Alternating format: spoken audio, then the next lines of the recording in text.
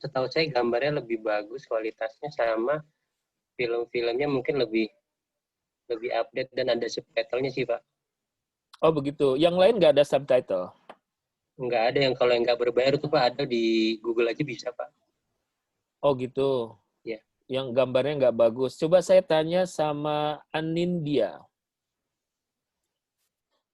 Selain Netflix, apakah ada perusahaan sejenis atau ada produk sejenis? Kalau yang saya tahu ada Viu, tapi Viu buat Korea gitu, Pak. View ya. Ya. Selain View apalagi?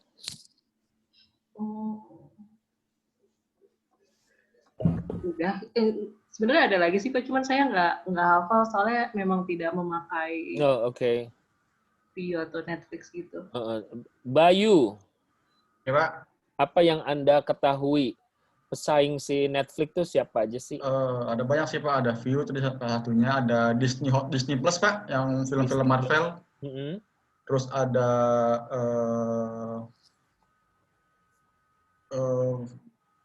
sama itu aja sih, Pak, dua yang saya tahu sih, dua itu aja, View, Disney Banyak Plus, tapi cuma Netflix. 2. Yang saya pakai sih Disney Plus sama Netflix aja, Pak. Oh, oke. Punya 2 ya orang kaya.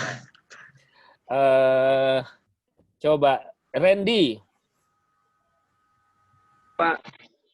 Lu hari gini di kafe lu? Rumah, ya, Pak.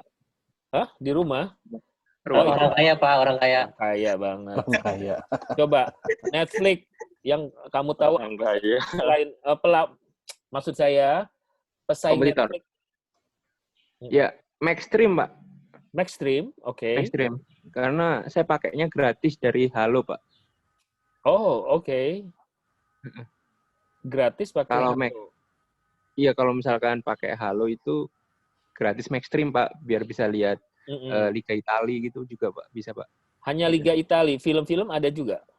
Ada, Pak, ada, Pak. Ada kok. Ada film-film juga ada semua. Film Indonesia, film Barat ada semua. Oke. Coba terakhir saya mau nanya Rijaldi. Monitor. Siapa? Apa saja kompetitornya si Netflix? Setahu saya nggak pengguna streaming gitu ya, Pak. Tapi yang saya tahu yang lokal tuh iFlix, kemudian Apple TV juga kan bisa juga ke sana. Apple TV sih, Pak, paling Pak kompetitornya kalau nasional. Begitu ya. Oke, cool. Thank you. Nah, saya kembangkan pertanyaan saya.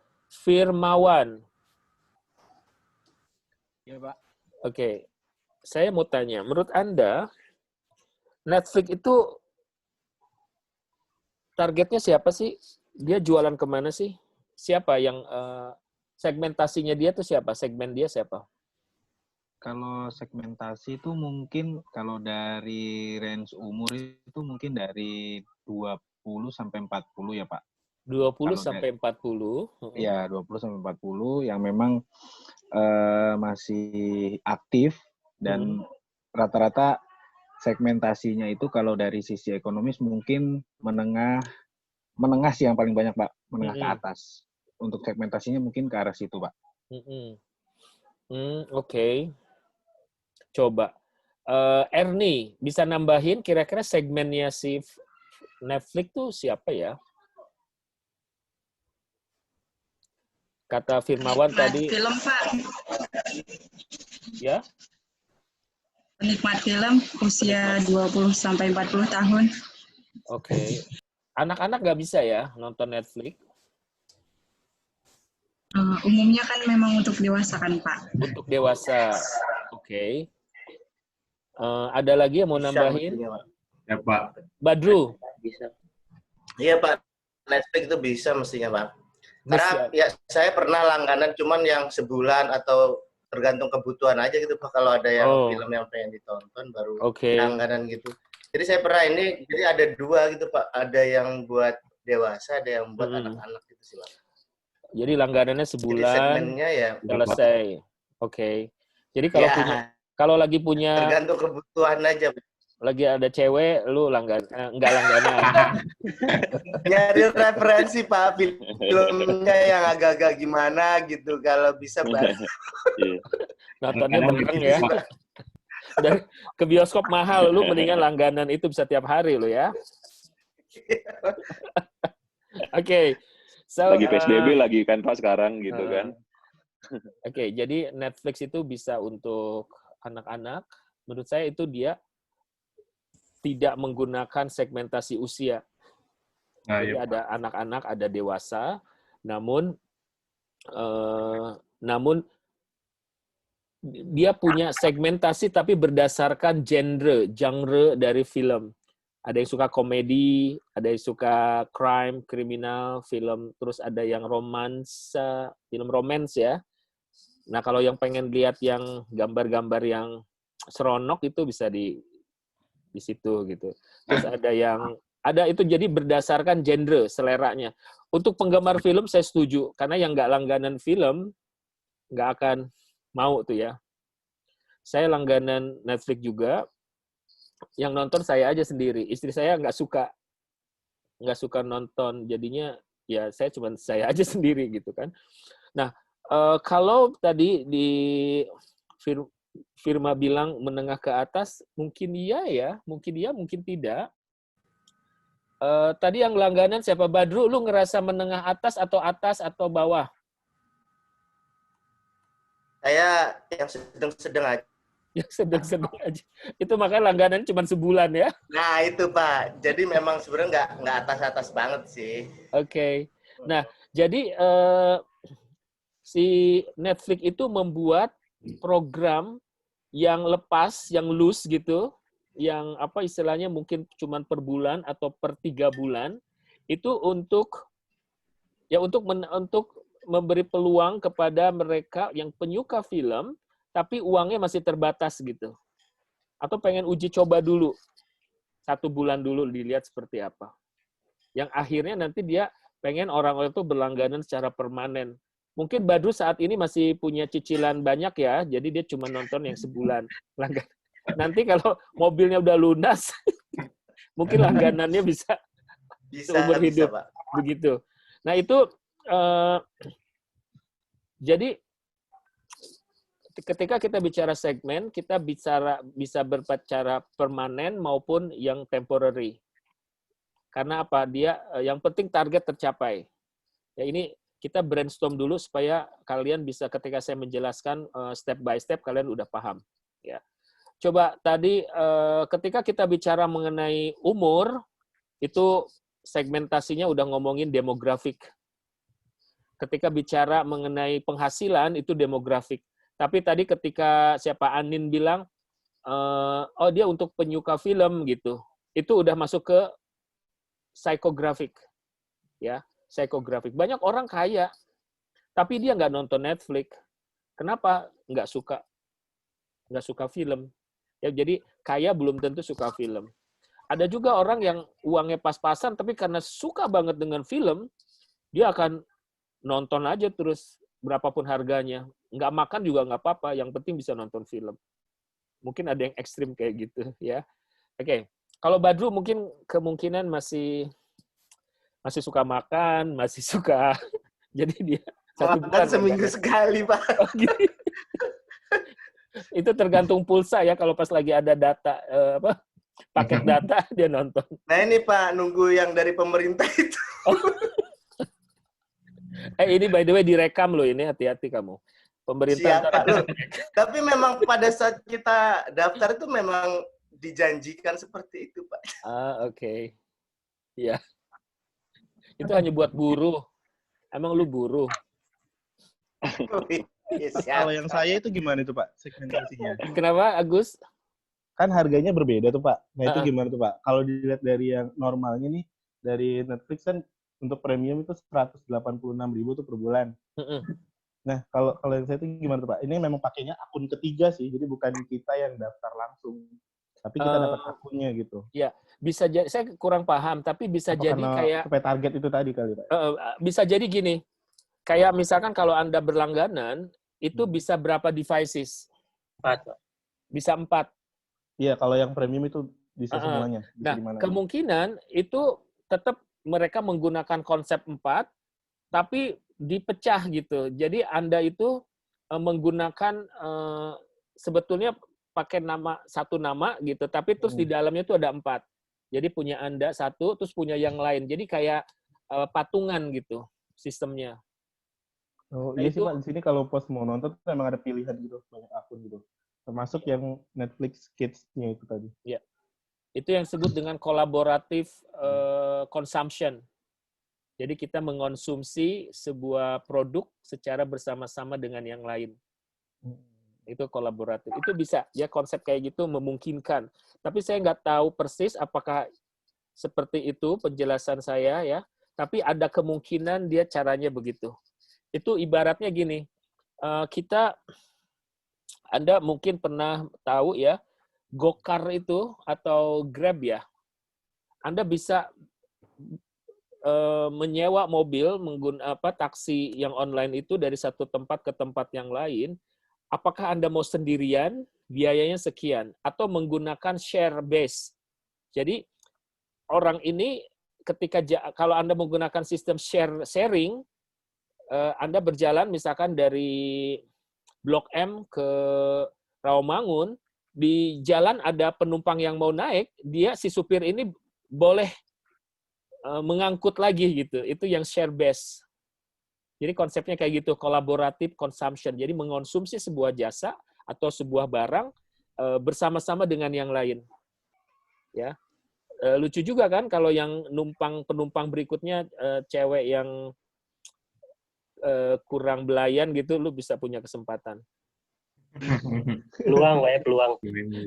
Ada peluang. Jangan si Badru nanti ketemunya di jalan.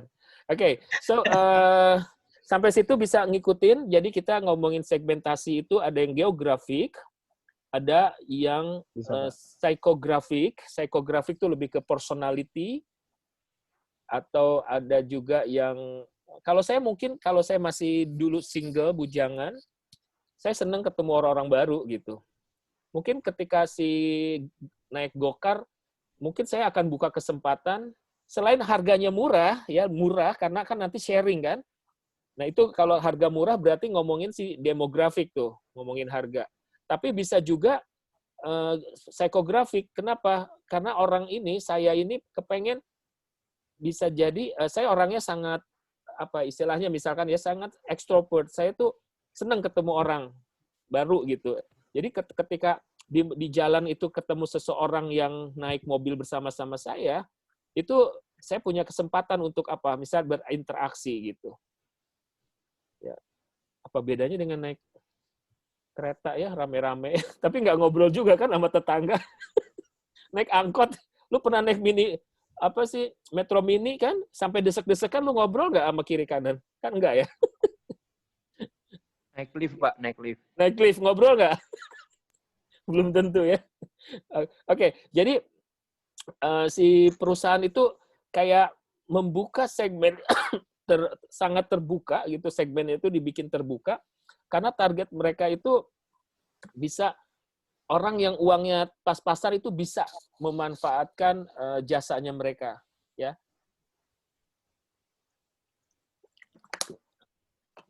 Mengenai segmen, terus ada juga segmen kedua, segmentasi kedua, perusahaan menggunakan perilaku, jadi konsep behavior. Ada orang yang nontonnya tuh tiap hari. Ada orang nontonnya tuh sekali-sekali aja.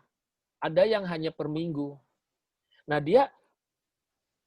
kalau orang yang berpikir suka nonton, psikografik ya, penghasilannya cukup, demografik, dan dia menonton rutin tiap hari, itu udah perilaku. Jadi 3 konsep segmen itu dibabat abis tuh. Ya, 3 konsep itu dibabat habis sama satu orang. Tapi ada juga yang orangnya pas-pasan nih uangnya, terus nontonnya sekali-sekali, terus apalagi nontonnya sekali-kali dan dia tidak begitu suka film, cuman karena dia punya motif lain gitu, dia nggak suka psikografi, nggak masuk nih, dia nggak suka film, tapi dia punya motif lain. Dia nonton itu ketika ada teman ceweknya datang. Ya, ini contoh Badru ya. Ceweknya datang, Sehingga dia punya motif, ada motivasi di situ. Ya dia nonton di handphone terus dipakai proyektor gitu kan, jadi gede, kesannya layar tancap banget tuh. Tinggal pasang bakar itu obat nyamuknya. Jadi demografik karena uangnya pas-pasan. Terus apalagi behavior, nontonnya sekali-sekali. Terus motivasi karena dia punya motif untuk apa? Entertaining orang lain. Dia sendiri nggak nonton, biar si ceweknya aja yang nonton. Ya. Nah itu contoh. Jadi in general segmentasi itu ada 4, ada 5. Demographic, psychographic, motivation, behavior, dan geographic. Geographic itu ketika si perusahaan menawarkan sebuah produk hanya di satu wilayah tertentu. Di wilayah-wilayah tertentu saja. Misalkan Netflix menawarkan itu hanya untuk Jabodetabek. Ya, yang langganan 1 bulan, 2 bulan itu. Misalnya ya contoh. Oke. Sekarang mau tanya saya ke Anggri. Netflix ke Indonesia tahun berapa ya? Kalau itu sih saya kurang tahu ya Pak. Kemungkinan kira-kira ini sih Pak. Sekitar tahun 2017-2018. 2017 atau 2018. Ada yang tahu persis Netflix kapan? Kita kalau 2017 ya. 2016 ya. 2016. Nah, kita bicara product life cycle. Ada yang tahu gambar product life cycle? Saya coba share screen.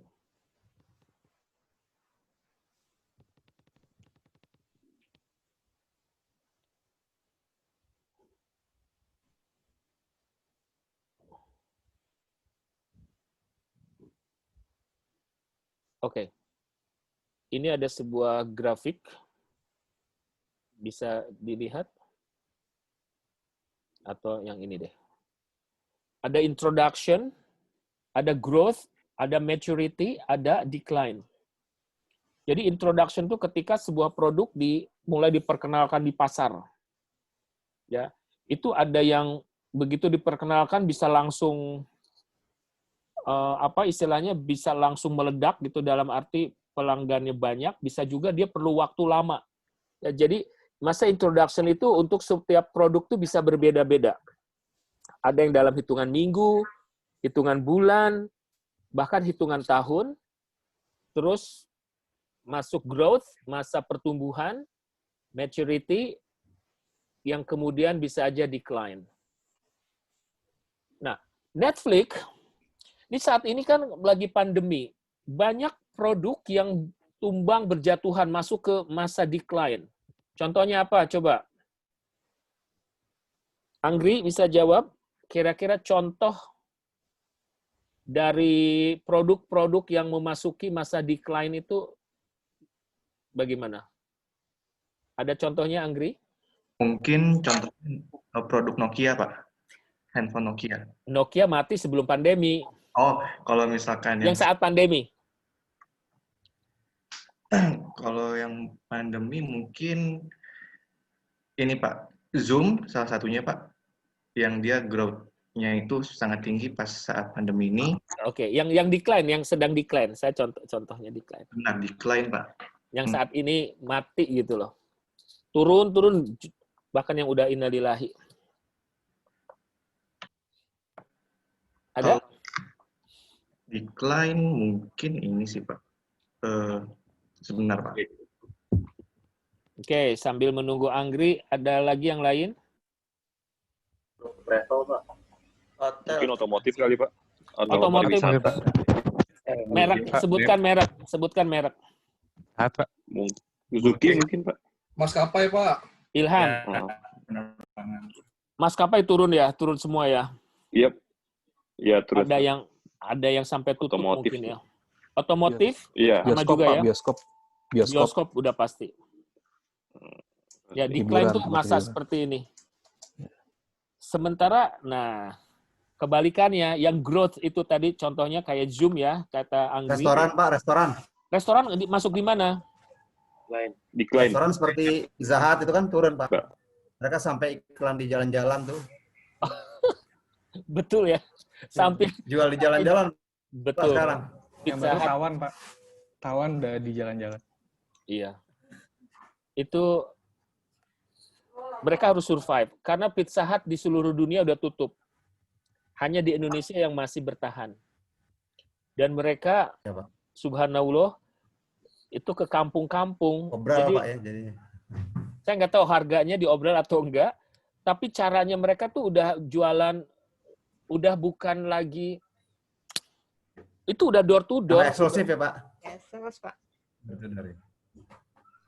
Direct selling. Jadi direct selling, bener. Direct selling itu udah langsung, yang tadinya orang datang, ini sekarang mereka yang datang. Dan nggak tahu juga itu karena apa? Karena pertama orang emang nggak mau keluar rumah, terus belanja orang juga sekarang sangat dibatasi ya. Sebagian orang lagi mungkin nggak punya uang dan itu luar biasa. Nah itu mungkin decline juga. Apa yang mereka lakukan hanya sekarang bagaimana survive. Dan itu saya sangat terharu ngelihat mbak-mbak si Pizza Hut ya. Pinggir jalan, bawa nampan, bawa box gitu ya. Itu sangat bukan menyedihkan ya, tapi bagaimana mereka bisa survive gitu. Bagaimana karyawan tuh diajak, "Hayu, kita berjuang bersama" gitu. Itu nilai ininya tinggi banget ya, nilai apa istilahnya menurut saya filosofinya kayak gitu. Struggling, Pak. Struggling. Dan mereka tidak bilang kita tutup ya. Kan banyak perusahaan ini turun, udah kita tutup. Kenapa? Karena mereka nggak mau rugi lebih banyak lagi. Gaji karyawan tetap, operasional, bayar operasional tetap, sewa ruangan, sewa gedung tetap. Tapi mereka tetap mau bertahan. Sampai kapan? Wallahu alam. Ya itu struggle. KFC juga pada banyak tutup di luar. Di Indonesia belum diberitakan ada yang tutup atau enggak. Ramayana udah ada yang tutup kan? Di Pasar Minggu kalau nggak salah waktu itu. Depok tapi di tempat, Depok juga udah Ramayana tutup. Depok ya. Karena apa? Saking nggak kuatnya. Tapi ada di tempat lain yang Pak, perusahaan travel haji umroh, Pak. Oh, itu mah udah pasti. Emang dilarang. Sebetulnya itu kalau nggak dilarang, orang tetap mau bepergian. Orang nekat tetap bepergian. Ya, Pak. Tetap. Banyak kok. Orang pengajian aja masih penuh tuh Ustadz Somad itu. Mereka beranggapan kalau orang-orang yang dekat ke ibadah gitu kan, menggunakan kacamata ibadah, ya kita pasrahkan aja sama Allah. Kan begitu. Ya. Terlepas kalian parpolnya apa ya, ada sebagian orang yang begitu. Saya belum lama menonton dokumentasi news video dari CNN, ada reporternya datang ke Yaman. Anda tahu Yaman itu salah satu negara termiskin di Timur Tengah. Diberitakan hanya 4 orang yang meninggal dunia. Yang terkena COVID, 4 orang. Itu ternyata bukan karena hanya 4 orang, tapi karena mereka nggak melaporkan kisah yang sebenar-benarnya. Nggak ada tuh anjuran pakai masker itu. Alasannya apa ketika pejabatnya ditanya? Ya kita pasrahkan sama Allah. Mayoritas Islam ya. Kita pasrah sama Allah karena penyakit ini datangnya dari Allah. Kita meminta perlindungan dari Allah. Luar biasa. Luar biasa jawabannya. Dan itu saya nggak tahu itu luar biasa bodoh atau luar biasa pasrah ya itu. Well anyway teman-teman, kembali lagi ke product life cycle. Product life cycle di sini ada growth, ada decline. Setiap produk berbeda dan dalam kondisi saat ini tuh banyakkan yang decline. Ketika orang beriklan, mungkin berbeda dengan produk-produk convenience yang dipakai sehari-hari ya, toiletries, sabun, deterjen, pasta gigi, shampoo. Anda tetap keramas dong. Tetap mandi pakai sabun kan? Atau Harus, saking Pak. Habis ya, nonton Pak. Netflix ya harus mandi, Pak. Tetap harus keramas ya. Tetap harus keramas kan. Kalau nggak sholatnya nggak sah. Oke. Bisa ngikutin ini omongan saya ya. Sekarang saya kembali lagi soal contoh Siap, Netflix. Tadi Anda bilang ada pesaingnya Maxstream, terus Hook, Pak. Hook. Apa? Hook. Yang lumayan balance sama Netflix. Hook. Catch Play, Pak. Catch Play. Sama Catch Play juga. Catch Play, HBO. Coba Pak Nuril. Siapa? Kita bicara mengenai ini ya, SWOT analysis. Kalau kekuatan Netflix, terus kita bandingkan dengan pesaingnya si, Bapak mau nyebutin apa? Pesaingnya si Netflix siapa? Catch Play, Pak. Oke, silakan. Kekuatan masing-masing apa? Baik, Pak. Terima kasih, Pak Usep. Yang pertama untuk Netflix, secara tren lebih maju, Pak, artinya banyak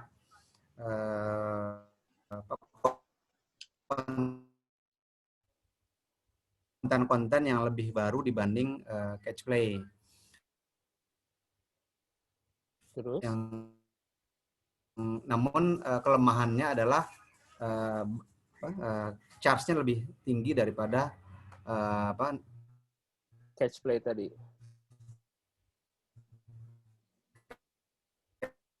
Catch Play dan juga hanya eksklusif, Pak. Ini Pak ya, bukan seperti memang keunggulannya secara harga lebih memang Netflix seperti itu, Pak. Itu bagian netral. Begitu ya. Itu Pak mungkin, Pak. Pak Adit. Coba Netflix pesaingnya apa dan kekuatan dari Netflix apa dibandingkan pesaingnya itu? Netflix. Pak. Kebetulan saya nggak suka nonton film sih, Pak. Nggak ada masalah. Nggak ada masalah. Yang terpenting adalah menjawab pertanyaan gue gitu.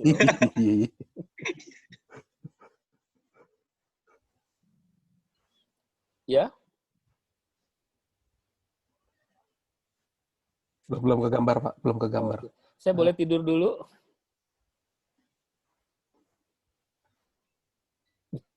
Oke, Pak, nggak usah menggambar apapun, Pak. Christian, silakan.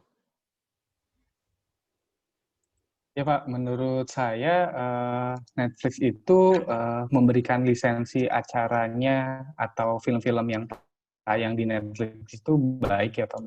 Itu kenapa sekarang banyak produksi kayak produser-produser Indonesia itu film-film yang tunda tayang mungkin seperti film Bucin dan lain-lain itu tayang di Netflix karena Netflix bisa untuk dibobol dalam arti untuk dibajak. Itu merupakan salah satu kekuatan dari Netflix sih Pak. Oh, Netflix di samping itu nggak bisa banyak dibajak pilihan ya? genre film-film. Sampai saat ini saya belum pernah dengar kasus ada film yang tayang di Netflix itu bisa dibobol bajakannya gitu ya Pak. Oh, oke. Karena mereka harus bayar, harus registrasi, kemudian para pelanggannya pun atau konsumennya langsung menonton gitu Pak by Netflix. Oke. Jadi kelebihannya tadi dari sisi penonton lah, atau dari sisi manapun lah, kekuatan dari si Netflix, dia membayar license yang bagus buat si produser apa film. lagi? Terus kalau dari sisi konsumen dengan membayar sekitar 100 sampai 300 ribuan semua orang dapat menonton berbagai genre film gitu Pak. Baik itu tadi diklasifikasi genrenya dewasa, anak-anak maupun banyak web series kan yang tayangnya di Netflix juga dan cerita-cerita atau Netflix pun mengeluarkan produknya pun itu bagus-bagus Pak filmnya. Kadang The Haze itu filmnya punya filosofi yang beda dan orang akan cepat untuk penasaran untuk melihatnya. Oke,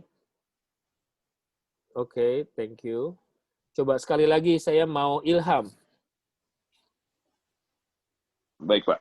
kalau ngelihat Netflix ya Pak ya, mungkin menjelaskan juga tadi yang terkait dengan Mas Agus ya, mungkin yang Mas Agus mungkin sedikit penjelasan, aku juga berlangganan Netflix ya. Mungkin itu kalau yang tadi yang sedikit jelasin ya Pak ya, sebelum jelaskan yang kekuatan. Mungkin itu kalau usernya sama, kalau dibuka bareng-bareng nonton nggak bisa ya.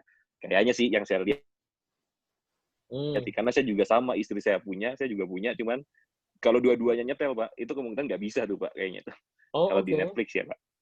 Nah, untuk kekuatannya sendiri kalau di Netflix dengan kompetitor yang lainnya Pak, kalau saya lihat Netflix itu banyak pilihan filmnya Pak, terutama up to date dengan film-film Indonesia ya Pak dibandingin yang lain kayak Hook atau Maxstream sendiri gitu. Jadi lebih up to date-nya film di Netflix itu lebih cepat ya Pak, karena mungkin tadi yang dijelaskan sama Mas Dodo lebih memaintain karena berlisensi juga kayaknya mungkin seperti itu Pak, kekuatannya dibandingin kompetitor yang lain sih, yang aku lihat sih kayak gitu sih Pak, kayaknya satu doang itu. Cuman kalau dari sisi langganan mungkin beragam ya Pak ya, kemungkinan hampir sama semua dengan kompetitor yang lain yang 45. Kalau Catch Play saya juga nggak berlangganan, jadi kurang paham. Mungkin kalau kayak berlangganan kayak Mola TV pun juga, Mola TV kan juga ada tuh Pak yang terbaru tuh kayak tayangan Mola ya, itu juga hampir Mola TV juga berlangganan juga hampir sama kayak Netflix juga tuh, kayak sekitaran 50-65 ribuan kalau nggak salah sebulan Pak. Itu dari sisi harga ya Pak ya. Mungkin dari sisi tayangan sih Pak, banyak genre yang ditampilkan oleh Netflix itu sendiri Pak. Paling itu Pak. Siap, makasih. Makasih Pak. Makasih ya. Nah, saya coba bertanya ke hal yang lain. Saya mau dengar suara Perkasa dong. Iya Pak.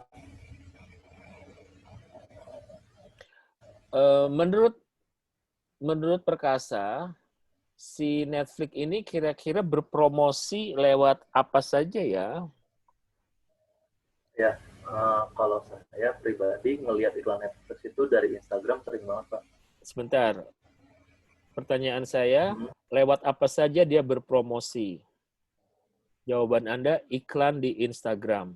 Berarti advertising, ya? Ya. Selain advertising, apa lagi? Mungkin sama seperti pertemuan yang lalu Pak, yang mouth to mouth. Jadi kan dia mouth to mouth? Dari mulut ke mulut Pak. Dari mulut ke mulut itu ciuman. Ada istilahnya apa? Aduh, Pak. Lupa Pak, ya dia reputasinya udah bagus, terus akhirnya baru beberapa user yang pakai, kan akhirnya ini gue langganan Netflix nih, coba deh. Oke. Ya coba itu akhirnya. 2 per iklan, mouth to bukan mouth to mouth, word of mouth. Ayo, word of mouth Pak. 2, ada lagi? Rata-rata iklan gitu Pak. Novita, bantu. Mute dulu.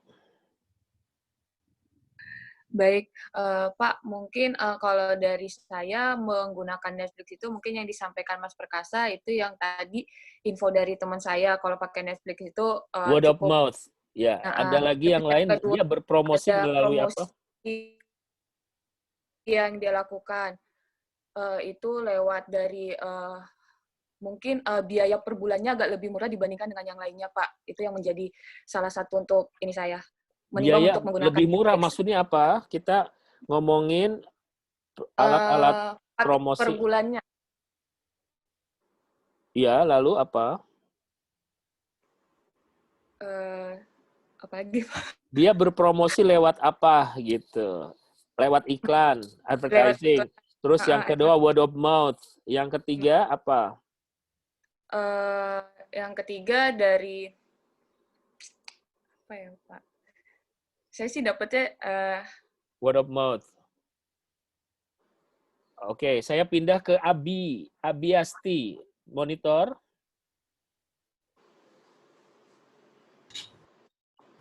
Ya Pak. Iya, bisa lanjut Bu Abi.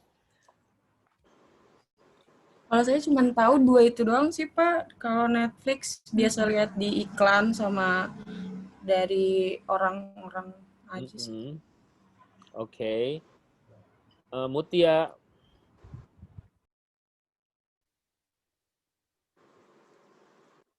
Ya Pak. Iya. Advertising, word of mouth. Apalagi? Dari medsos ya, Pak. Tadi Perkasa ngomong ada berapa tadi Perkasa udah menyebutkan apa? Nah, kamu punya ide apa?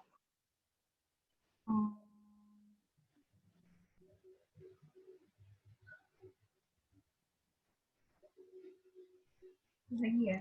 Mood. Iya, Pak. Mood. Iya, Pak. Halo. Iya. Mood.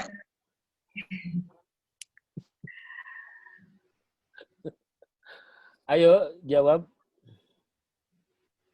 Mood. Iya, Pak, dari iklan-iklan di... Iya, udah. Advertising udah.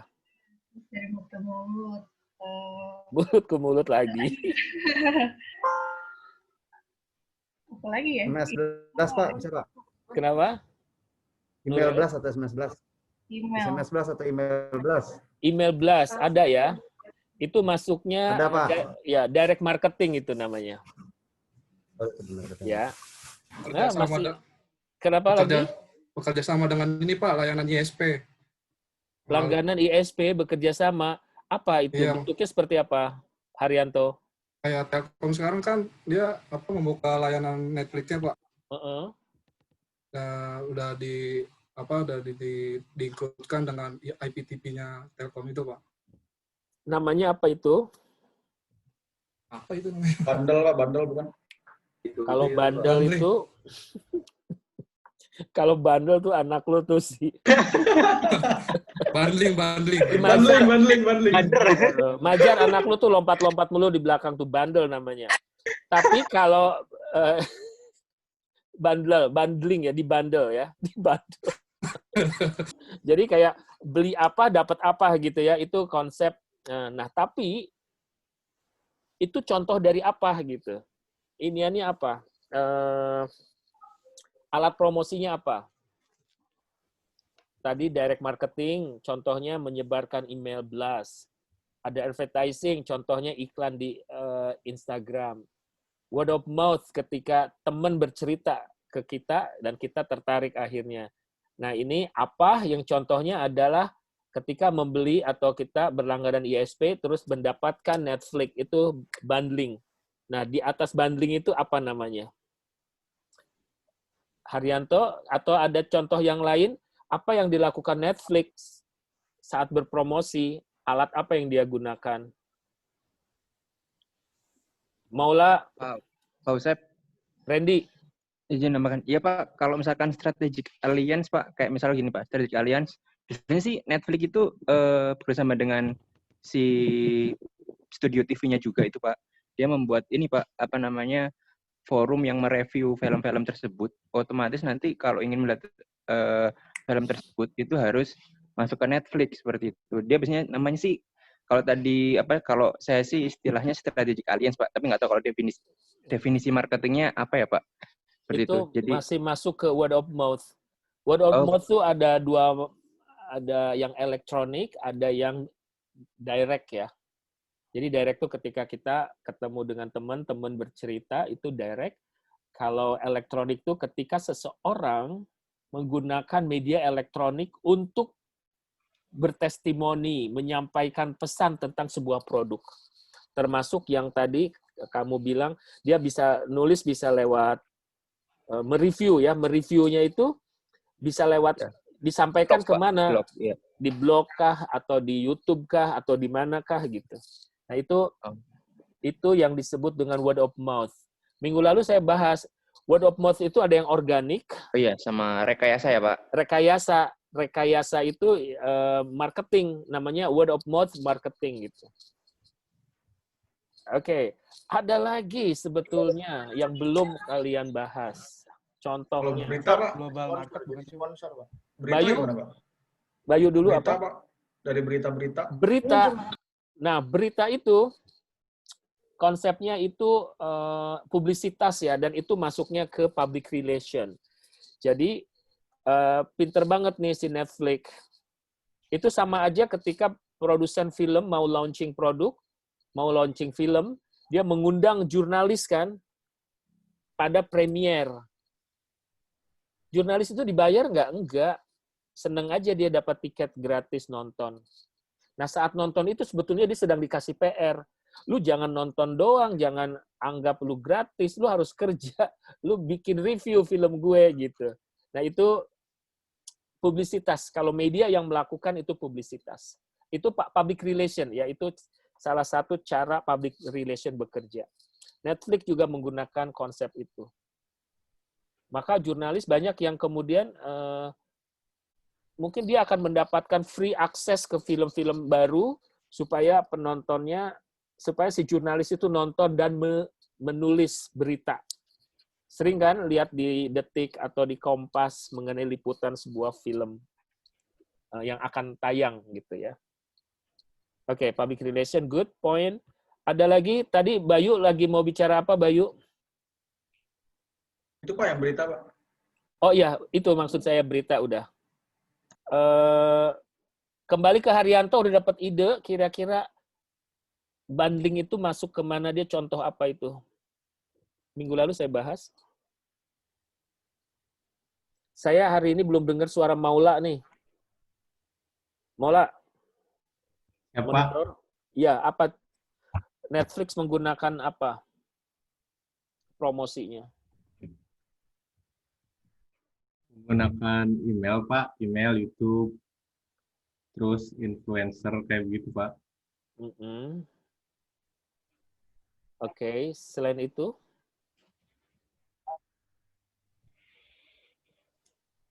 Alamsyah bisa bantu?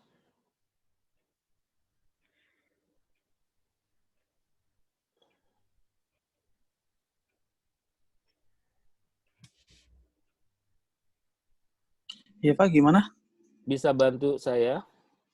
Oh, gimana tuh, Pak? Promosinya sih itu lewat mana aja, lewat mana lagi? Tadi udah disebutkan, advertising dan seterusnya.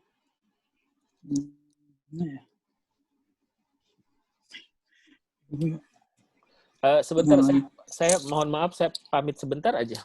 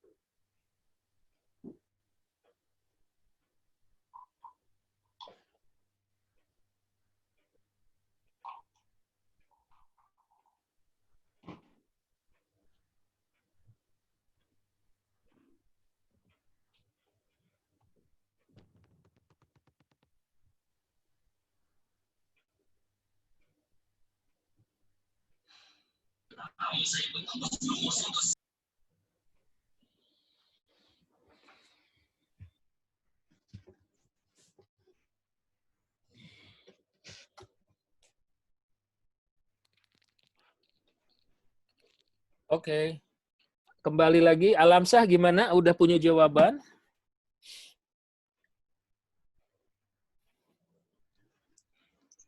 Yang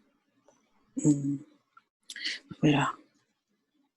Ya, apa ya? Bingung, Pak. Izin, Pak, kalau menyimak nggak tadi? Izin, Pak, kalau misalnya kayak IG Story itu tuh iklan apa ya, Pak? IG Story ya iklan. Itu advertising juga ya Pak jatuhnya ya Pak ya. Kalau kita kan kadang kan kilat IG Story terus tiba-tiba nongol sponsor iklan itu tuh itu maksudnya ke Anda menyebutnya iklan. Layanan gratis sebulan, Pak, itu termasuk promosi. Langganan gratis sebulan. Kira-kira apa itu tujuannya? Untuk memberikan apa ya, pengalaman ini kali ya. Betul. Namanya apa? CRM, Pak. Namanya apa ya? Customer experience, Pak. Customer experience, betul. Namanya apa? Masuk kategori apa? CRM, Pak. Promosi penjualan kali ya. Penjualan. Betul. Itu tadi sama Haryanto bilang, itu satu contoh pertama adalah memberikan ini gratis, layanan gratis. Yang kedua tadi bundling. Nah, yang ketiga yang dia lakukan apa? Ya, masih ada yang lain. Souvenir mungkin, Pak. Kenapa, Ernie? Souvenir mungkin, Pak. Dia ngasih souvenir apa ya, Netflix? Customer engagement, Pak. Customer engagement, Rizaldi. Oke. Teman-teman Atau saya mau giveaway, Pak, giveaway. Ini kamu ngasih contoh itu emang benar tahu atau ini aja asal aja? Harus sesuai dengan coba-coba. Harus tahu emang benar, ini kita ngambil kasus yang benar soalnya Netflix. Ntar kalau dia bilang Oh iya Pak, tadi maksud saya kenapa saya bilang tadi yang sebulan gratis, itu kan yang saya alami itu Pak. Maksudnya biasanya ada pilihan 3 bulan. Nah sebelum mengambil 3 bulan, kita dapat free gitu Pak, maksudnya sebulan. Gue nggak nuduh lu berbohong juga. Promosi Pak. Itu promosi. Konsumen pinter itu Mas Badru, konsumen pinter. Itu istilahnya begini. Anda pernah pergi ke supermarket, lalu di supermarket itu ada orang jualan bimoli. Dia goreng-goreng tuh di supermarket itu. Ada goreng sosis, misalkan sosisnya dikasih ke Anda. Dia nggak jualan sosis, dia jualan minyak. Nah kita nyobain, Pak, ini rasanya lebih enak kalau pakai bimoli. Padahal nggak tahu juga. Atau sama aja, mereka ini ke kampus UNJ ini suka ada nih. Orang-orang jualan produk, bukan jualan, dia memberikan gratis. Pak, ini ada white coffee, Pak. Oh, Pak, ini ada minuman ini nih, gratis, Pak. Dicobain ya, Pak. Namanya apa itu? Gitu. Sama aja dengan Netflix. Demonstrasi, Pak. Demonstrasi. Mahasiswa emang banyak demonstrasi, tapi ini bukan. Oke. Program trial mungkin, Pak. Trial.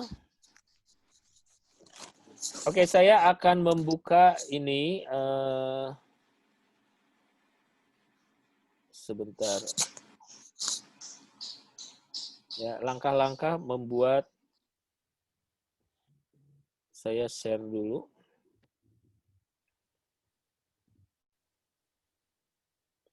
Ya.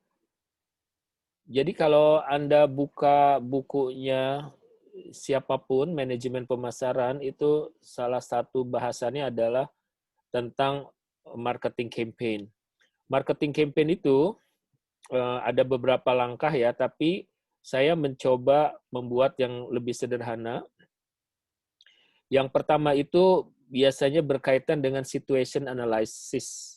Ya, situation analysis ini berkaitan dengan Anda bisa baca ini saya ya. Situation analysis biasanya berkaitan dengan data penjualan.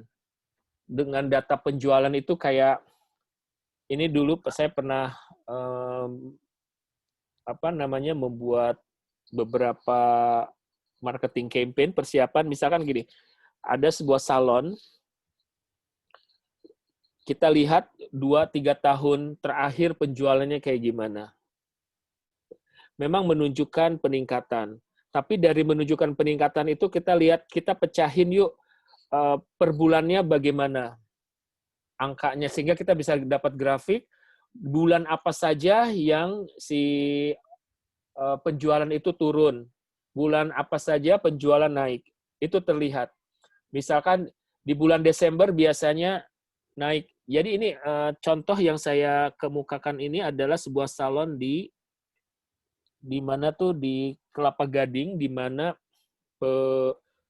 pengunjungnya kebanyakan Chinese ya. Jadi orang-orang dewasa Chinese, dan di situ banyak di bulan Desember tuh naik, terus di bulan apa lagi naik, Februari, terus di bulan apa lagi naik. Nah di bulan-bulan lainnya standar biasa. Di situ ada bulan-bulan yang cenderung naik. Jadi kita bisa lihat, oh kenapa di bulan ini naik? Nah di bulan misalkan Desember karena mau Christmas gitu kan. Februari naik kenapa? Karena di situ ada Chinese New Year. Terus di bulan apa lagi naik? Nah di situ kita bisa memprediksi apa istilahnya, kita akan melakukan promosi di kapan gitu. Dari bulan, terus kita lihat per minggu, per hari, setiap hari itu ramenya kalau salon hari apa gitu. Nah itu terlihat tuh trennya itu, salon itu terlihat di bulan rame itu di weekend, Jumat, Sabtu, Minggu tuh pasti rame gitu. Senin sampai Kamis itu biasanya lebih sepi. Nah, ketika kita mengusulkan promosinya kapan, ya sebaiknya jangan di Februari dan di Desember, karena orang akan datang dengan sendirinya. Termasuk jangan di weekend. Coba aja di hari yang lain gitu. Lalu kita analisis lagi, itu dari data penjualan ya. Dari data penjualan juga kita melihat kebanyakan yang datang laki-laki, perempuan. Oh itu perempuan. Nah lalu kita bapaknya nggak ke salon kali ya gitu. Remajanya juga nggak ke salon karena rata-rata itu orang yang 30 tahun ke atas, orang bekerja, ibu rumah tangga kayak gitu. Nah dari situ kita mencoba segmen baru. Bagaimana segmen keluarga? Ibunya ke salon, bapaknya juga barangkali mau potong rambut gitu. Nah itu kita membuat data penjualan itu betapa pentingnya. Yang kedua, ada lagi yang disebut dengan product life cycle. Product life cycle tadi kita udah bahas, jasa kita, barang kita itu kondisinya sedang ada di tahap mana. Itu akan menentukan kita akan menggunakan alat promosi apa gitu. Ya. Kayak misalkan tadi Pizza Hut, kita bahas mereka itu penjualan lagi turun. Lalu alat promosinya apa yang kita lakukan? Yang salah satu yang kita pilih adalah jangan beriklan. Kalau iklan kan justru kita akan mengeluarkan uang banyak gitu. Yang dilakukan adalah salah satunya menggunakan direct selling. Nah itu bagaimana mereka bisa tetap berbisnis. Nah itu jadi betapa pentingnya juga product life cycle. Yang ketiga, tadi udah dibahas tapi belum ditulis di sini adalah SWOT analysis ya. Saya bicara kelebihan dan kekurangan, kelemahan dan SWOT analysis tadi udah dibahas dan Anda tahu persis bagaimana melakukan SWOT analysis. Yang keempat, ada positioning, ini belum dibahas. Nah, saya akan, sebetulnya tadi udah dibahas mengenai kalau kita bicara positioning, produk kita tuh punya pesaing atau enggak gitu. Cuman sampai situ. Nah, saya mau stop share, saya mau coba yang lain. Bagaimana apa itu positioning? Positioning itu seperti ini, teman-teman. Ini kita ya konsumen, di kepala ini ada kepala, terus di sini ada hati ya. Nah, jadi si positioning itu adalah posisi yang dibuat oleh si perusahaan ingin ditempatkan di mana si produknya mereka di antara para pesaing. Contoh ya, kita bicara mengenai produk pereda sakit. Saya udah bahas di minggu sebelumnya. Pereda sakit apa saja misalnya? Anggri, coba sebutkan obat-obat pereda sakit.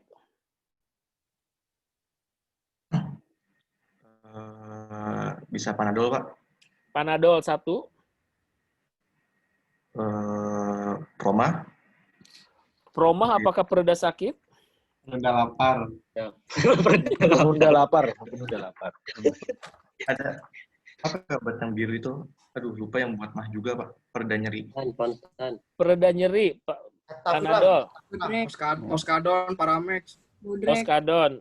Paracetamol, Pak. Paracetamol. Aspirin. Pak. Biogesik, Pak. Paramex. Apa? Biogesik? Biogesik. Ibuprofen, Pak.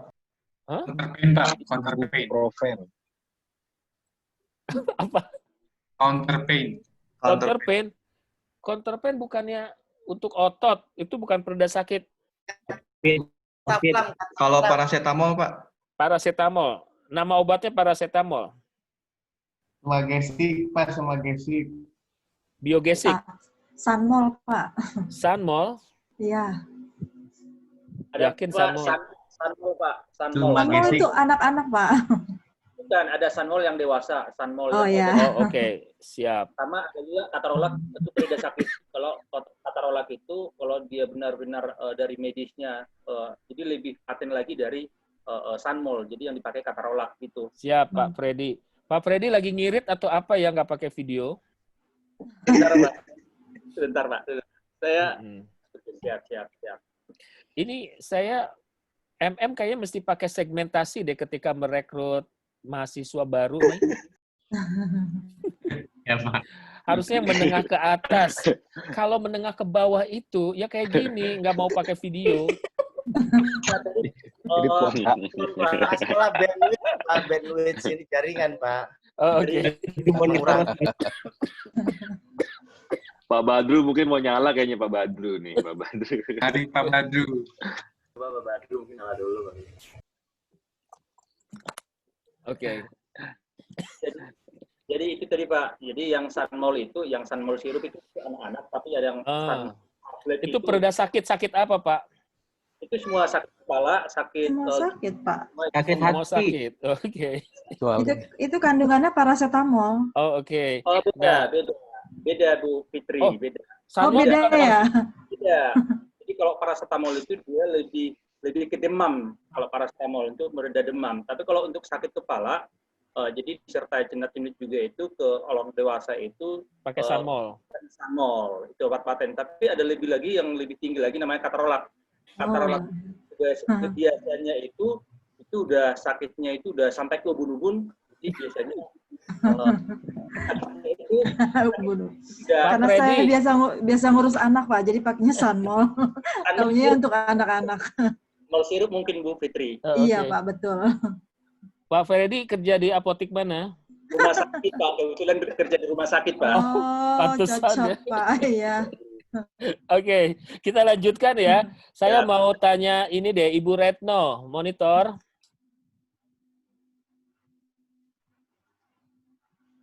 Ini Bu Retno bukan segmen MM kayaknya.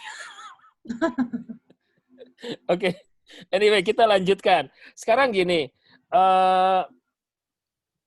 Bu Fitri ya, INSA itu untuk meredakan sakit apa ya? INSA. Flu apa ya? Flu. Panadol untuk apa ya? Sakit kepala, Pak. Pereda sakit lah, iya. Terus Paramex untuk? Sama, Pak. Sama ya. Bodrex juga sama ya? Sama, Pak. Beda merek aja. Oke, ada satu lagi, Feminax. Itu ya untuk datang bulan, Pak. Untuk datang bulan ya, pereda sakit ya? Iya. Nah, sekarang pertanyaan saya, ini pereda sakit nih, merata-rata ada yang bilang untuk flu, untuk demam, untuk sakit gigi, untuk telat bulan, untuk biogesik, untuk entah apa. Bodrex lebih ajaib lagi ya. Bodrex hijau untuk kepala kanan. Bodrex merah untuk kepala belakang. Ya, itu, nah ini yang disebut dengan positioning. Anda sadar nggak bahwa Anda ngeh nggak bahwa sebetulnya kandungan mayoritas dari kandungan terbesar dari atau ingredient atau komposisi dari produk-produk ini adalah apa? Paracetamol ya? Paracetamol. Iya. Mereka itu jualan paracetamol. Iya. Beda pabrik kan, beda merek. Beda pabrik, beda merek. Tapi yang dijual paracetamol. Tapi sampai detik ini orang percaya bahwa untuk migrain itu minumlah Bodrex warna apa hijau misalnya. Untuk flu itu hanya bisa pakai Insa. Kepala itu Paramex. Telat bulan itu Feminax gitu. Yang sebetulnya nih si Pak Agus Fitriana kalau dia sakit gigi, sebetulnya minum Feminax pun bisa. Karena apa? Tapi kalau sakit gigi cenderungnya ke Ponstan ya, Pak? Karena sebetulnya yang kalian minum itu adalah paracetamol gitu. Jadi ini ya, paracetamol. Paracetamol. Jadi ini adalah dahsyatnya positioning.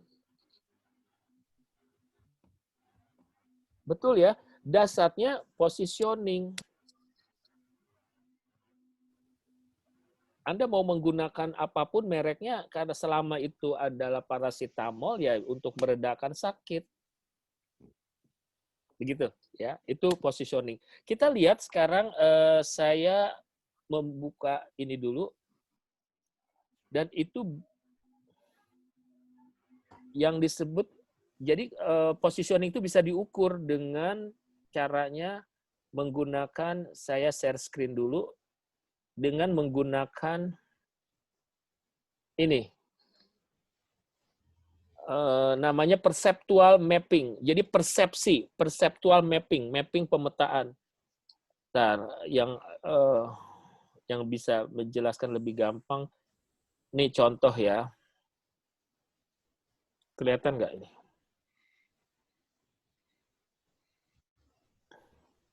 Ini athletic footwear. Bisa lihat di pojok sini? Dan, Pak. Bisa ya. Di sini produk-produk pakaian olahraga ya. Sepatu olahraga. Di situ atletik ya, khususnya untuk lari. Ada yang ini ada dua panah, ada panah ke atas, ke bawah, terus ada panah ke kiri dan ke kanan. Jadi kalau Anda belajar titik koordinat di, saya lupa SD atau SMP ya, ya misalkan 3 dan 6 gitu, berarti atau -2 dan 4 berarti kemana. Di sini ada 4 kuadran. Kuadran pertama itu antara expensive dan fashion. Kuadran kedua fashion dan cheap. Kuadran ketiga cheap dan performance. Kuadran keempat performance dan expensive. Nah, panah ini atas bawah, ke atas menunjukkan positif, ke bawah menunjukkan negatif. Nah, panah kanan positif, panah kiri negatif. Di sini ada 4 kata, kita sebut atribut. Atribut dari produk ada expensive, ada fashion, ada cheap, ada performance. Karena garis ini tadi menunjukkan positif dan negatif, jadi kalau ke atas itu expensive ya, ke bawah itu lawannya expensive, yaitu murah. Sama juga di sini di kanan itu lebih ke fashion, ya. Yang ke kiri lebih ke performance. Performance itu lebih ke kinerja dari produk tersebut. Ya, semakin ke kanan semakin fashionable, jadi semakin orang ngelihatnya itu sepatu sebagai fashion gitu, bukan sebagai kinerja. Nah, di sini yang kuadran yang satu itu apa ini mereknya? Skechers ya. Skechers itu lebih fashionable tapi harganya mahal gitu. Ini kita bicara Skechers yang asli ya, bukan yang bajakan. Terus kemudian atau yang palsunya ya. Kuadran kedua, fashionable dan murah. Ini ada Converse, di Indonesia ada ya, di Jakarta. Kalau ini apa ini? Saya kurang baca. Gola, apa ini? Gola? Ada yang tahu? Ada merek Gola. Goluf atau apa itu? kurang populer ya. Terus yang di kiri ini murah, tapi kinerjanya baik. Ada New Balance dan Fila.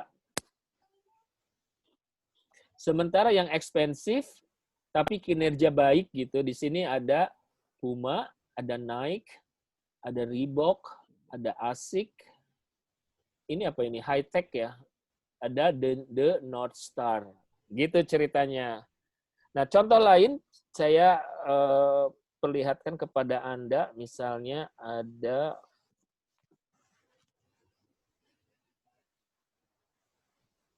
perceptual mapping untuk mobil. Ya.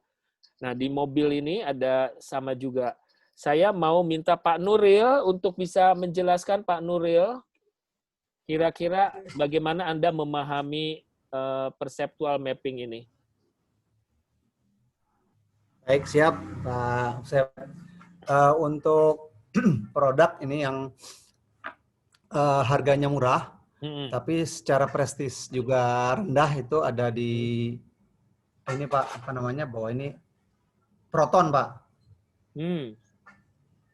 Proton ya. Kemudian kalau yang secara harga murah namun prestisnya juga cukup tinggi, itu ada di Volvo dan Honda ya.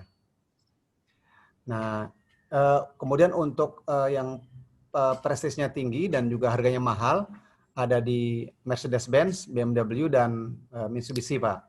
Nah, kalau harganya, sebentar Pak, ini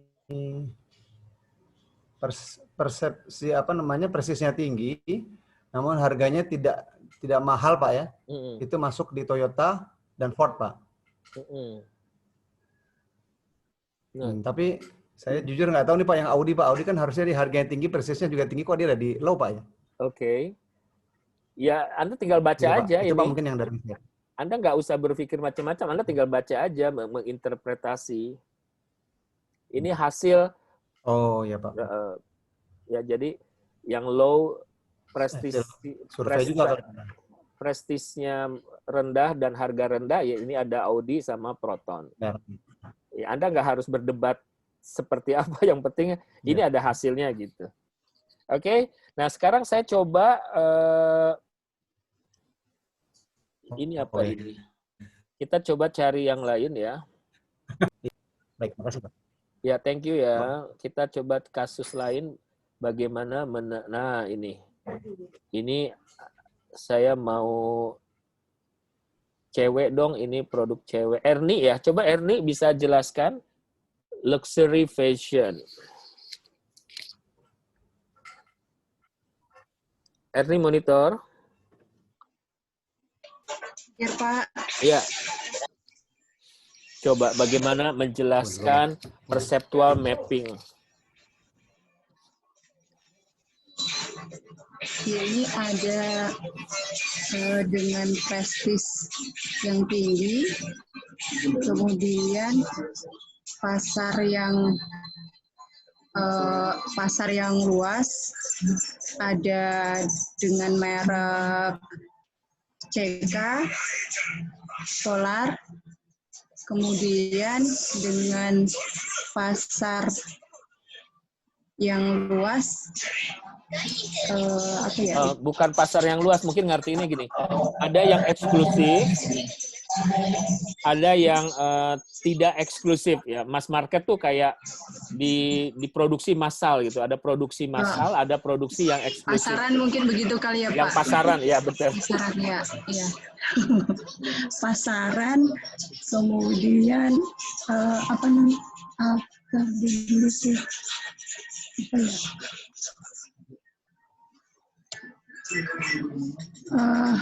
Harga tinggi dengan prestis yang tinggi, ada dengan merek Heli, Saab, Excel, Channel, Gucci, kemudian produk dengan pasar eksklusif, harga yang bersaing, harga yang rendah, ada ALX, kemudian Zara dengan produk yang pasaran dan harga yang rendah, Pak. Oke. Udah? Ya, Pak. Oke, thank you. Jadi Bapak Ibu seperti itu caranya.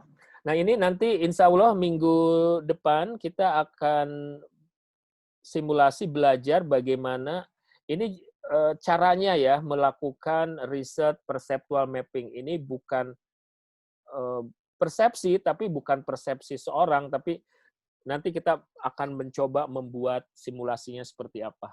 Oke? Nah, saya lanjutkan. Sampai situ ada pertanyaan teman-teman bahwa di situation analysis ketika sebuah perusahaan ingin melakukan kampanye itu dia harus berpikir dulu posisinya ada di mana. Saat ini keuangan kita kayak gimana dibandingkan dengan waktu-waktu yang lalu keuangan kita bagaimana. Ya itu akan berpengaruh terhadap banyak hal. Terus kondisi kita dengan kondisi pesaing bagaimana. Terus orang-orang mempersepsikan merek kita berada di mana posisinya. Ya. Kita harus tahu kelebihan dan kekurangan produk kita. Saya akan lanjutkan dengan tahap kedua mengenai perceptual mapping. Mengenai kampanye ya. Yang kedua, kita bicara mengenai objektif. Oh yes. Nanya boleh, Pak? Mangga. Yang terkait perceptual mapping itu, berarti kalau perceptual mapping itu berarti lebih kepada ngasih kuesioner ke masyarakat luas, ke konsumennya untuk mengetahui posisi kita tuh sebenarnya di mana sih sekarang ini ya. Iya. Jadi kita biar tahu itu berarti kita harus ada nyebar kayak sampling atau kuesioner gitu ya. Betul. Pak, ya? Lebih ke sana. Betul. Ya. Oh. Nanti minggu lalu kita coba simulasi ya. Kita buat simulasi hasilnya kayak gimana.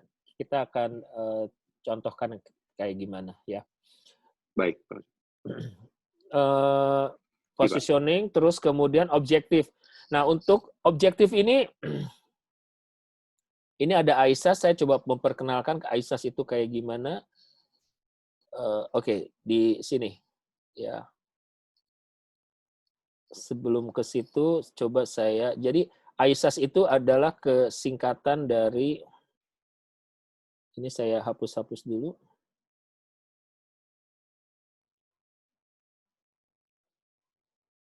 Ada attention, interest, search, action, dan terakhir share. Ini adalah perilaku konsumen, tahap-tahap perilaku konsumen. Ya. Ini saya hapus dulu aja. Aisyah. Jadi tujuan kampanye perusahaan itu bisa, jadi perusahaan itu melakukan kampanye itu bisa setahun, bisa lebih dari 1 kali. Dan kampanye itu biasanya umurnya nggak panjang. Setiap kampanye itu ya mungkin sebulan, mungkin 3 bulan, kayak gitu.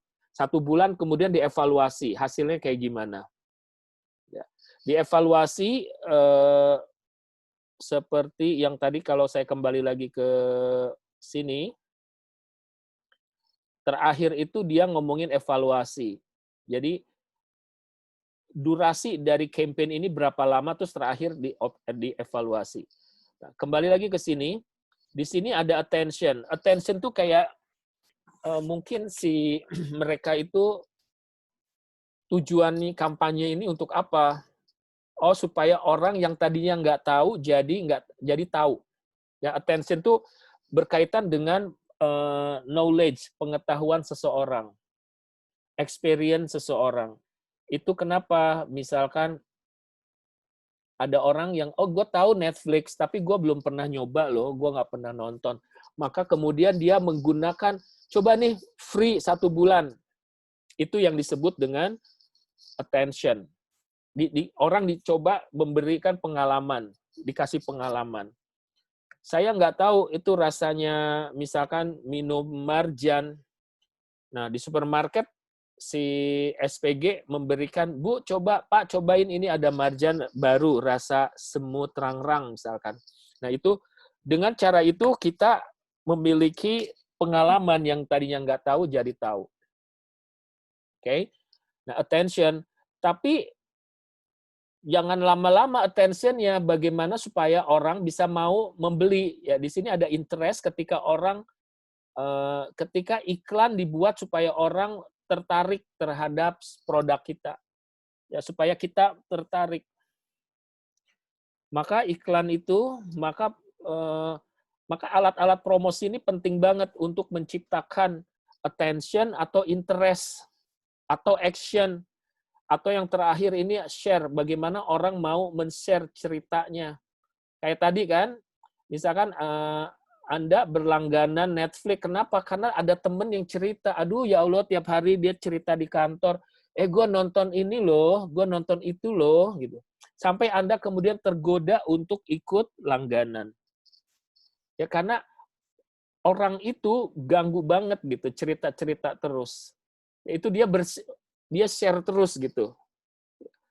Nah, tadi ada orang yang tahu Netflix. Iya, gue lihat Netflix itu ada di Instagram. Awalnya nggak tertarik.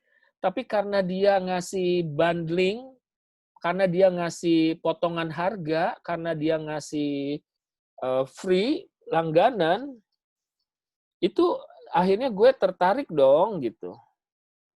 Ya akhirnya gue tertarik. Nah ini interest.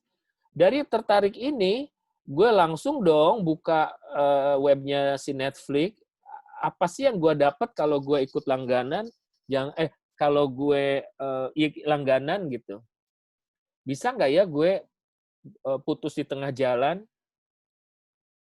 Ya siapa tahu minggu depan gue di PHK gitu. Siapa tahu. Nah, akhirnya kita cari informasi kan, kalau gue langganan sebulan 200.000, gue dapat paket apa saja ya, gue bisa nonton apa saja ya. Nah itu ketika orang itu search itu mencari informasi. Nah dari mencari informasi dia langsung melakukan pembelian. Yang kemudian terakhir dia melakukan share karena dia udah nonton. Ya share itu bisa cerita ke teman atau bisa pasang status di Instagram gitu seolah-olah aduh gue baru nonton nih, gue punya Netflix nih. Kan banyak cara orang untuk menyampaikan cerita kalau dia baru saja nonton atau sedang nonton atau akan nonton film tertentu di Netflix. Ini adalah kondisi yang linier. Namun demikian, hari gini orang tuh nggak linier lagi melakukan berperilaku. Seringkali dia unlinear, non-linear. Begitu dia suka, begitu dia tahu ada Netflix gratis, orang ini nggak tertarik karena dia nggak suka nonton. Misalkan gitu ya. Ada nggak sih Anda mendapatkan informasi, tapi informasi Anda tertarik bukan buat Anda, tapi buat orang lain gitu.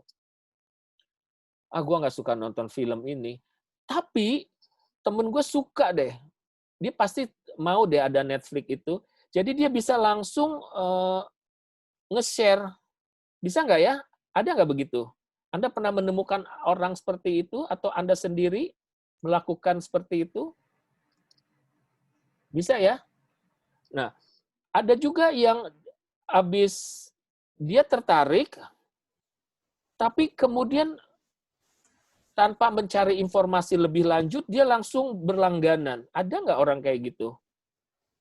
Ada aja. Atau dia tertarik, terus kemudian dia share. Share ke siapa? Ke istrinya.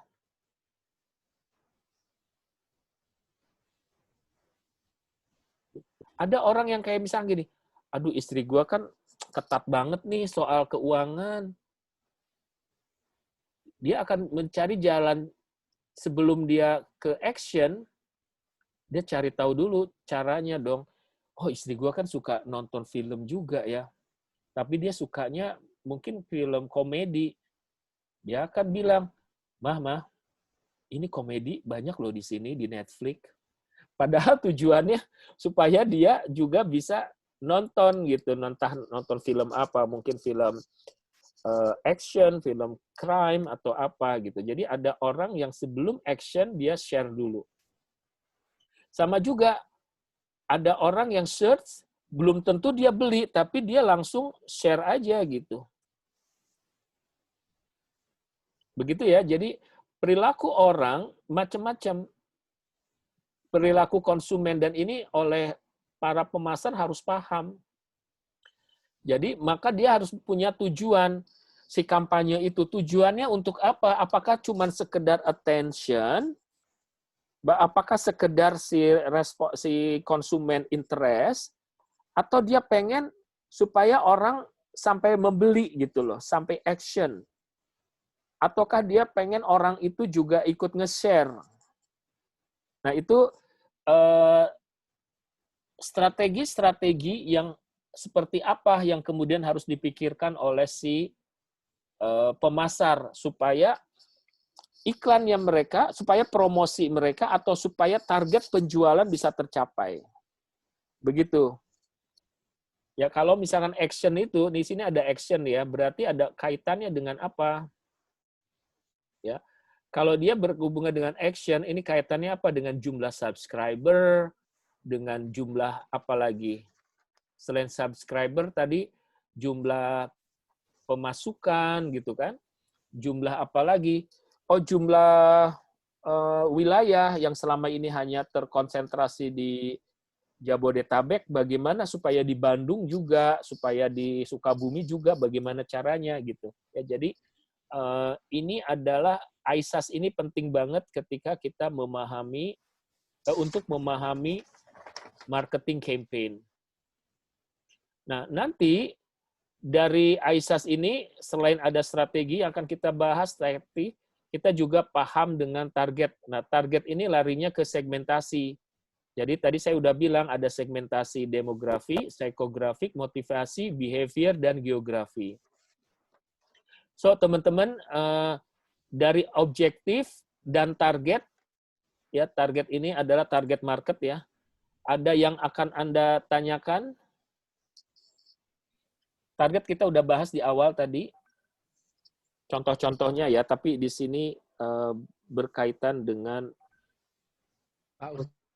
izin tanya Pak, dengan Randy Pak. Ya. Pak, kalau ini kan berarti terkait sama STP ya. Berarti kan bisa kita bilang bahwa nanti tujuannya ke mindshare ya Pak ya. Kalau ada yang 3S itu Pak, mindshare, hard share, sama market share, apakah ini nanti bagian ke tujuannya ke mindshare Pak? Iya, macam-macam. Semuanya tujuan akhirnya ke situ. Perusahaan ya, maksudnya perusahaan itu tujuannya nanti untuk menjadi market leader. Mereka pengen bisa menguasai market share. Tujuan utamanya itu gitu. Tapi sebelum ke sana, itu apa yang harus dilakukan? Apa yang nggak boleh dilakukan? Jadi ini tahap-tahap ini yang menjadi penting gitu loh. Ya. Tujuan akhirnya nanti ke action. Nah, action untuk pergi ke action itu kan tahapannya banyak banget dan tantangannya luar biasa gitu. Oke. Saya lanjutkan sedikit lagi. Strategi itu berkaitan dengan promotional tools, tadi udah dibahas. Netflix itu program apa saja alat-alatnya. Tadi yang Anda maksudkan adalah sales promotion, ketika dia memberikan apa saja tadi, sampling produk, ada lagi yang tadi Anda bilang bundling, ada lagi discount, ada lagi sebetulnya sampling itu ya, yang tadi memberikan gratis itu, ada diskon, terus apalagi sales promotion, ada cashback, ada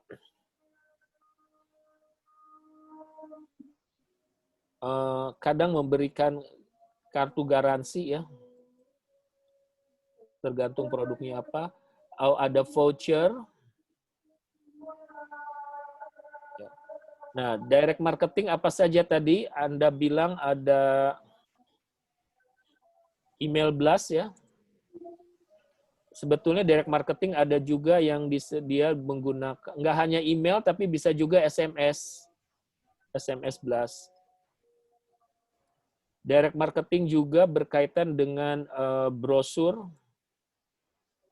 Terus dia melakukan juga produk katalog ya. Ini contoh-contohnya.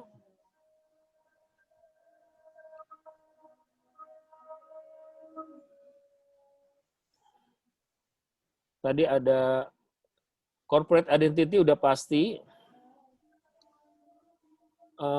Nah, selain pemilihan alat promosi, juga pemilihan media. Ini udah saya bahas, media itu ada paid media, ada own media, shared media, dan earned media. Oke? Tadi public relation udah ya, udah dibahas contohnya. Kalau taktik, jadi kalau strategi itu ketika si perusahaan hanya menyebutkan bahwa mereka mau beriklan, gitu. Itu udah strategi ya, itu strategi. Bagaimana strategi Anda? Oh, kami beriklan, kami mengerahkan public relation, kami menggunakan direct marketing, ada sales promotion, dan kami juga menggunakan word of mouth. Ya, ada 5, ya, misalkan ada 5. Tapi ternyata kalau taktik itu adalah menceritakan secara detail. Atau saya bisa aja tulis di sini strategis and taktik. Ya, ini taktik yang di sini saya hapus. Taktik itu menjelaskan secara detail kalau mau pasang iklan di TV, itu TV mana, berapa durasinya, pada acara apa, pada hari apa, kayak gitu. Itu udah detail. Kalau mau pasang direct marketing berupa apa, apakah email atau ke SMS, misalnya, atau brosur, mau dibagikan di mana, kepada siapa, mau berapa banyak, dan seterusnya, ya, itu, atau informasi apa yang ada di email itu juga masuk ke direct marketing. Selanjutnya, timetable itu berhubungan dengan penjadwalan untuk setiap aktivitas. Budget plan juga berkaitan dengan timetable. Dan terakhir adalah evaluasi. Nah, salah evaluasi itu kayak, misalkan gini, positioning ada tesnya. Nah, di evaluasi itu bisa dilakukan. Jadi sebetulnya evaluasi itu berkaitan dengan ISAS ini. Ya, ini kaitannya dengan ISAS. Jadi ada attention, ada interest, tadi apa lagi? Ada search. Kita akan lanjutkan pada pertemuan berikutnya, khusus membahas attention dan tujuan ISAS ini dengan perceptual mapping ya.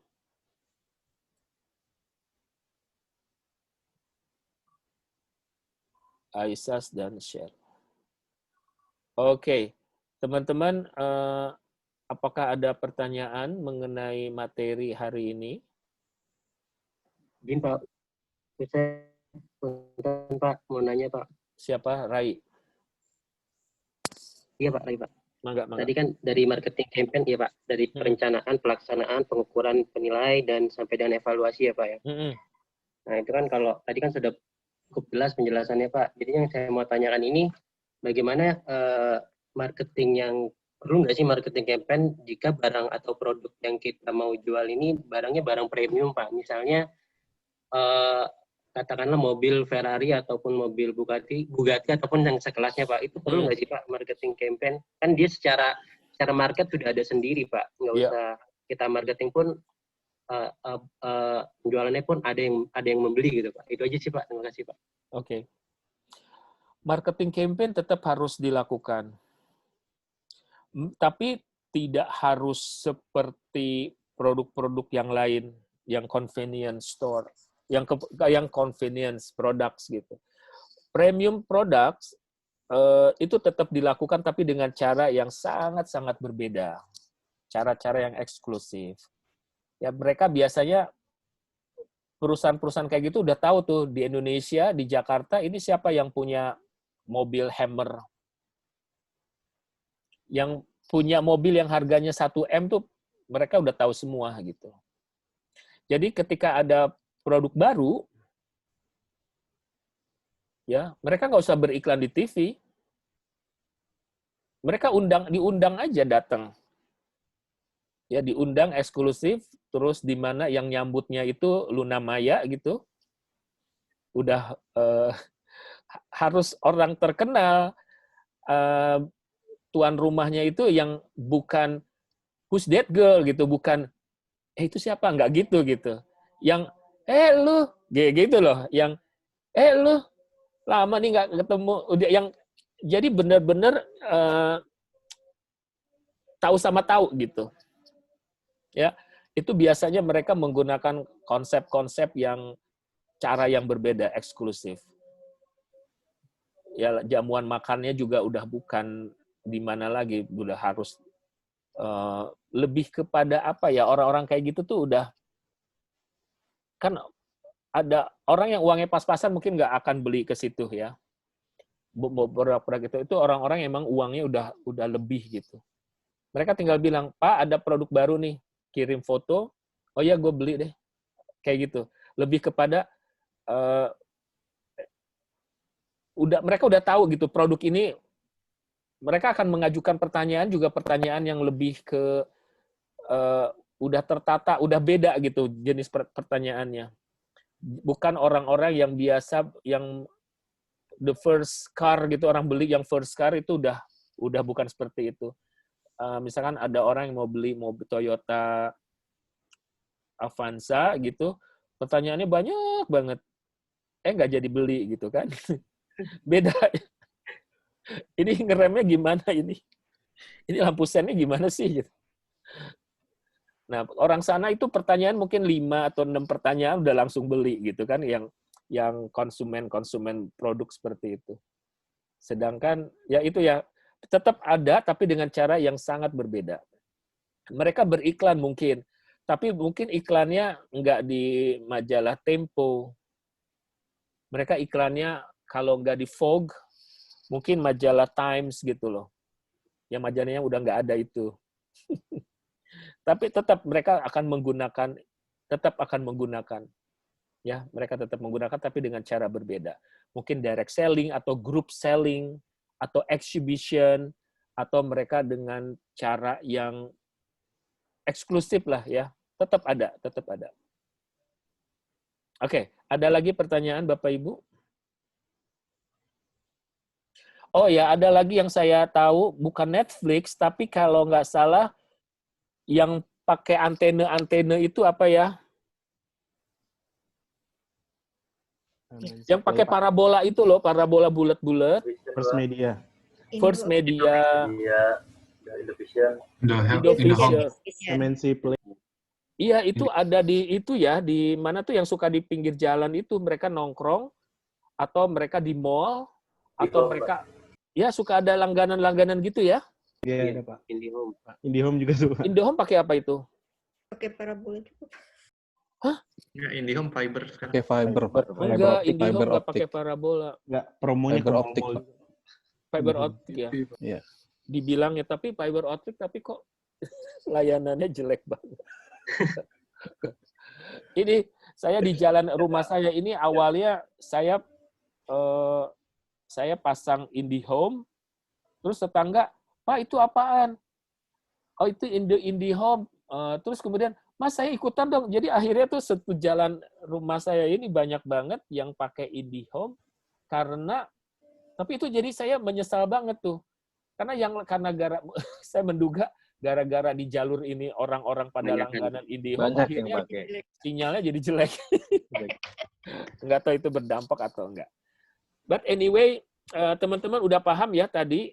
Kalau nggak paham video ini, mohon izin saya taruh di YouTube supaya Anda semua bisa nonton ulang. Jadi ketahuan nih yang tidur-tidur dari tadi nih videonya ya. Atau yang YouTuber sih Pak ya? Oke, Bapak Ibu, terima kasih untuk join kelas ini. Kita insya Allah ketemu lagi minggu depan. Assalamualaikum warahmatullahi wabarakatuh. Assalamualaikum warahmatullahi wabarakatuh. Terima kasih, Pak Ustaz. Terima kasih. Saya tutup. Terima kasih, Bapak.